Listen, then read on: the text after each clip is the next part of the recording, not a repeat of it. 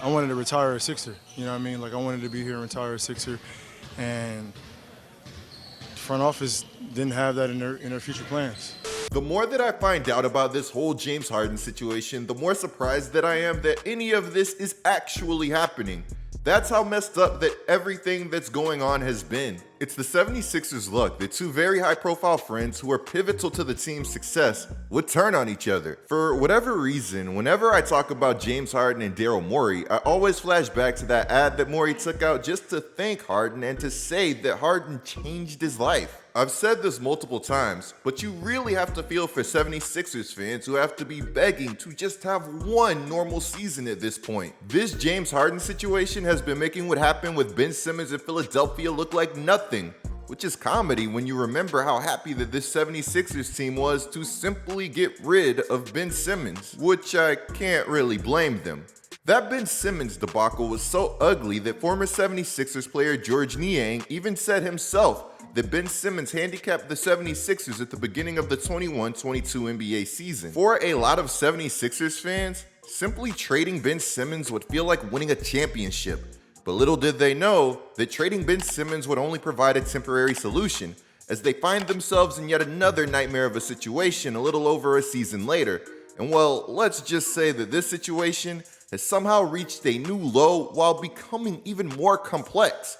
But first, if your financial goals feel out of reach, that doesn't mean that they actually have to be.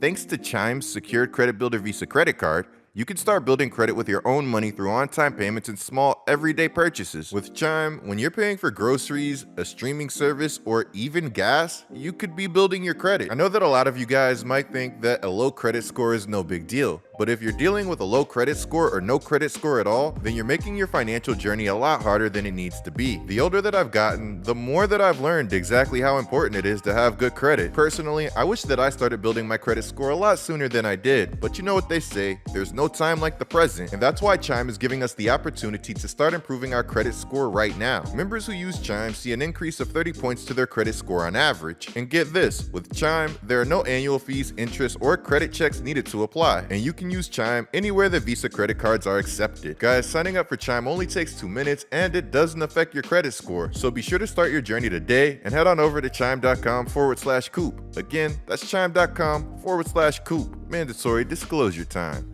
The Chime Credit Builder Visa credit card is issued by Stripe Bank and named member FDIC. Chime checking account $200 qualifying direct deposit required to apply. Out of network ATM withdrawal fees may apply. On-time payment history may have a positive impact on your credit score. Late payment may negatively impact your credit score. Results may vary. So in our last James Harden video, we talked about exactly how risky what James Harden was doing is, and how even though he's still this supremely talented legend who has the ability to take over any game at the blink of an eye with his scoring or passing ability, he's essentially destroyed his own market through his own actions. But still, despite Harden's antics, the Clippers have been able to talk themselves into the idea of pairing an injury-prone Kawhi Leonard and Paul George with the James Harden that just made 34 years old in August. So as we all know by now, the Clippers have been interested in Harden.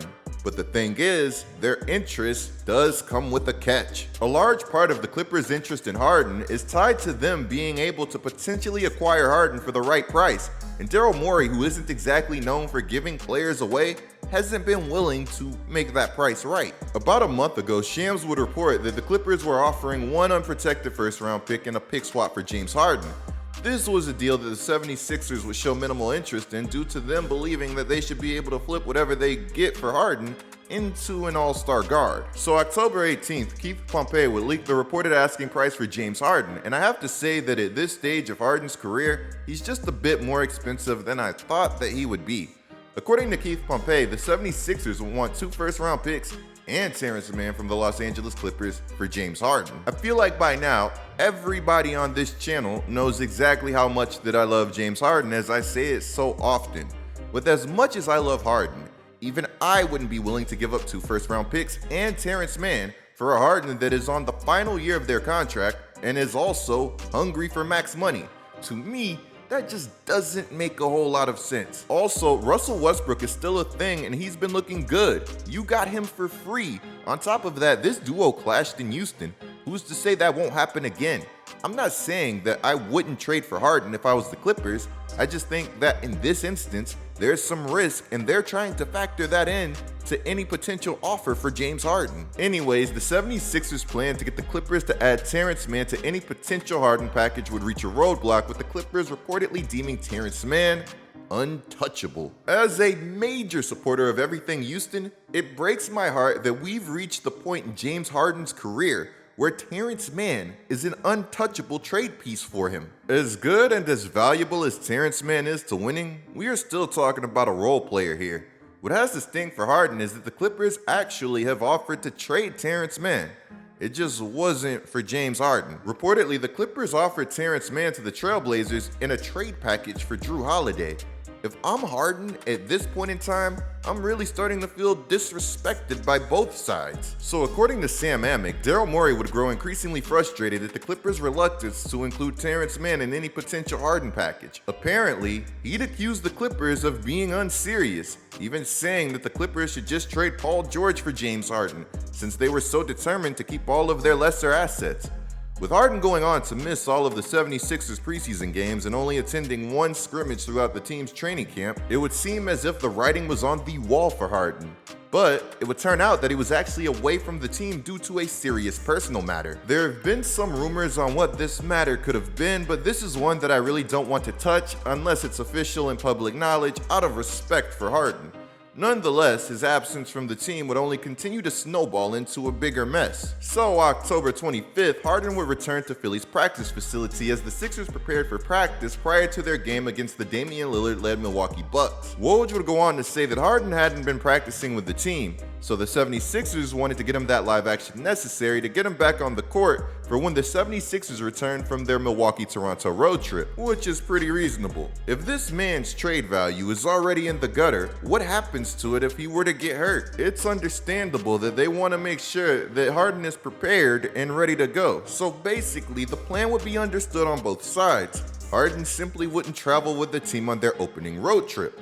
But somewhere along the lines, there would be a misunderstanding or a miscommunication, whatever you want to call it, because Harden would later try to join the 76ers on their road trip, but the 76ers would deny him entry onto the team plane. Straight up, this is one of the weirdest things that I've ever seen happen in the NBA, and somehow it gets worse. Now, the league is looking into this ridiculous ordeal with the 76ers needing to provide a valid explanation to why a healthy recent All-Star wasn't playing on national TV. To quote NBA spokesman Mike Bass, "We're looking into the facts around James Harden's availability tonight to determine whether an approved reason exists for his lack of participation." If you ask me, this whole thing is a distraction that this team doesn't need.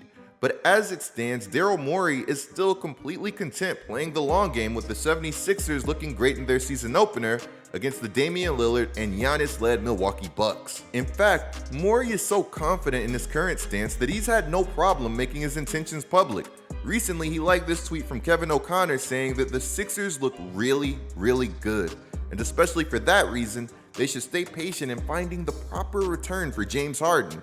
They can't settle when the right package could put them right back in that title convo. Guys, in the comments below, let me know what you think of this entire situation. Should the 76ers continue to play that long game with James Harden regardless of how distracting that it might be? Now, as I say this, remember that there's always that chance that Harden's value only continues to drop further, in which case you might regret passing on some of those earlier and current offers. Again, let me know what you guys think of everything. Clicking the video on the screen right now is a great way to support my channel. I'm GETLIKECOOP, bringing you guys the scoop until our next upload.